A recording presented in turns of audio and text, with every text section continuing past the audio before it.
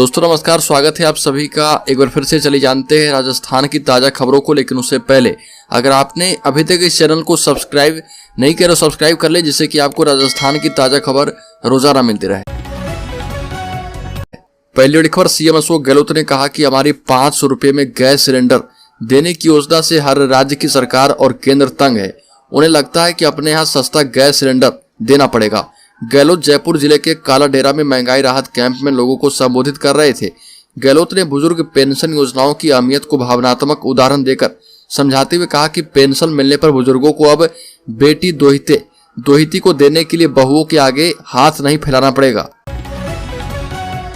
राजस्थान में 1500 बदमाशों को पुलिस ने पकड़ा। राजस्थान में बढ़ रहे क्राइम को रोकने के लिए पुलिस लगातार एक्शन में है और रात 30 जिलों के एसपी ने एक साथ बदमाशों के ठिकानों पर छापेमारी की। इस दौरान बड़ी संख्या में अवैध हथियार, मादक पदार्थ और चोरी की गाड़ियां मिली। 1500 से ज्यादा वांटेड और आदतन अपराधियों को गिरफ्तार किया गया है। एडीजी क्राइम दिनेश एमएन ने बताया कि पिछले कुछ समय से रेंज में छापेमारी की जा रही थी, बदमाश पकड़े जा रहे थे। इसका फीडबैक सीएमओ तक जा रहा। सरकार चाहती है कि एक साथ पूरे राज्य में पुलिस की टीमें बदमाशों को पकड़ने के लिए छापेमारी करे। राजस्थान के 20 जिलों में बारिश का अलर्ट। 50 किलोमीटर की रफ्तार से चलेगी आंधी। 7 दिन छाए रहेंगे बादल।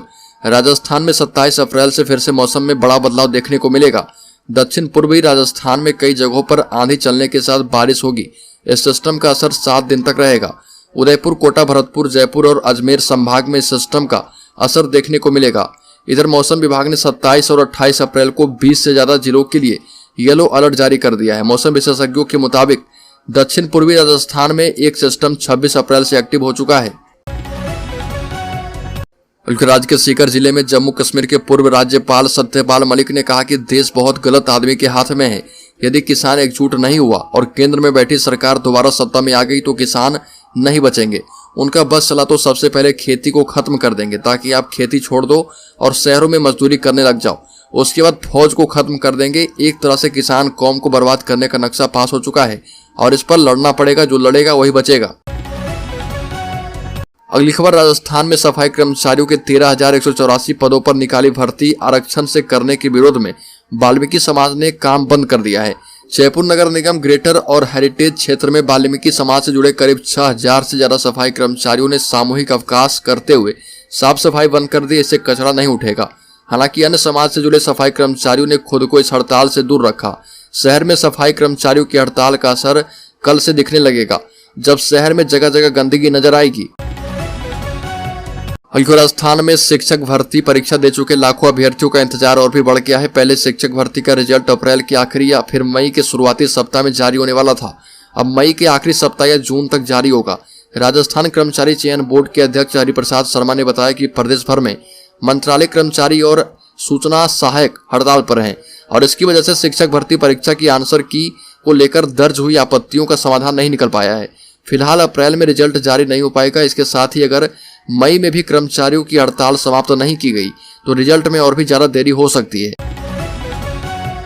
और फिर जम्मू कश्मीर के पूर्व राज्यपाल सत्यपाल मलिक ने कहा कि यदि राजस्थान में भारतीय जनता पार्टी वसुंधरा राजे को सीएम पद का उम्मीदवारी बनाती है तो पार्टी की जीत के चांस ज्यादा हैं। ऐसा नहीं होता है तो भाजपा की जीत का कोई चांस नहीं है। मलिक ने पीएम पद के लिए राजनाथ सिंह को सीरियस उम्मीदवार बताया और कहा कि यदि उनके भाग्य में रहा तो बन भी जाएंगे। मलिक सीकर में होने वाले एक कार्यक्रम में शिरकत करने आए थे। अगली खबर, सीएम अशोक गहलोत ने सचिन पायलट खेमे से चल रही खींचतान को लेकर बने सियासी नैरेटिव पर कहा कि मीडिया आपस में हम लोगों को किसी से नहीं लड़वाए, हम चुनाव जीत कर आएंगे। जनता ने मूड बना लिया है, इस बार सरकार रिपीट होने जा रही है।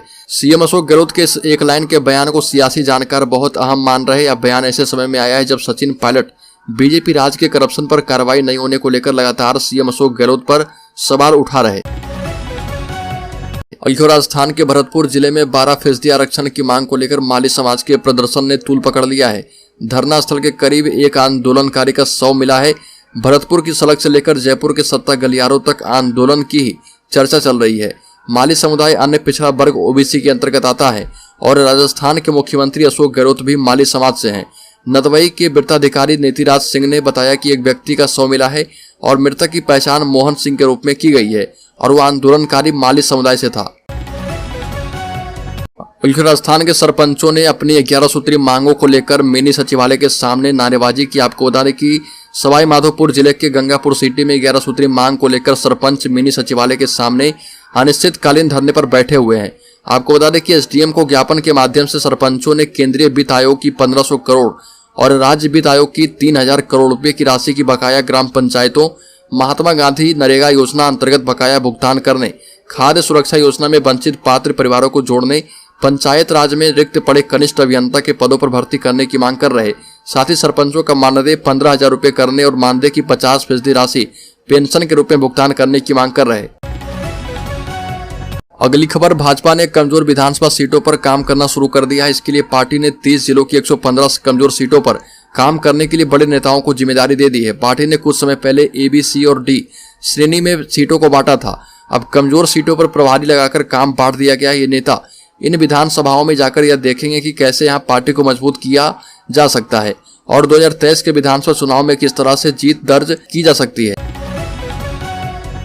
आम आदमी पार्टी ने राजस्थान में विधानसभा चुनाव की तैयारियां शुरू कर दी है। पार्टी विधानसभा चुनाव के मद्देनजर लगातार अपने संगठन का विस्तार करने में जुटी है और इसी कड़ी में आम आदमी पार्टी ने राजस्थान के सभी 200 विधानसभा क्षेत्रों में संगठन का विस्तार कर दिया है। आम आदमी पार्टी प्रत्येक विधानसभा क्षेत्र को 4 विभागों में विभाजित करके नए खंड कार्यालय स्थापित कर रही है। पार्टी राजस्थान में सभी सीटों पर चुनाव लड़ने का मानस बना चुकी है और राजस्थान में भाजपा के पास नहीं है चुनाव जिताने लायक कोई कद्दावर चेहरा। राजस्थान में दिसंबर तक विधानसभा चुनाव होने हैं और चुनाव को लेकर राजनीतिक दल अपनी अपनी तैयारियां प्रारंभ कर चुके हैं। बीजेपी भी प्रदेश में अपने सांगठनिक ढांचे को मजबूत करने में जुटी है। इसी के तहत प्रदेश अध्यक्ष के पद पर सांसद सीपी जोशी एवं विधानसभा में नेता प्रतिपक्ष के पद पर राजेंद्र सिंह राठौर को नियुक्त किया गया है। प्रदेश भाजपा अध्यक्ष पद से हटाए गए सतीश पूनिया को उपनेता प्रतिपक्ष बनाया गया। भाजपा अपने चुनावी गणित में सोशल इंजीनियरिंग का फॉर्मूला फिट कर रही है। इतना सब करने के बाद भी भाजपा आलाकमान राजस्थान को लेकर संतुष्ट नहीं लग रहा, इसलिए पार्टी के बड़े नेता लगातार राजस्थान का दौरा कर खेमेबंदी को रोकने का प्रयास कर रहे हैं, लेकिन भाजपा में व्याप्त खेमेबंदी रुक नहीं रही है।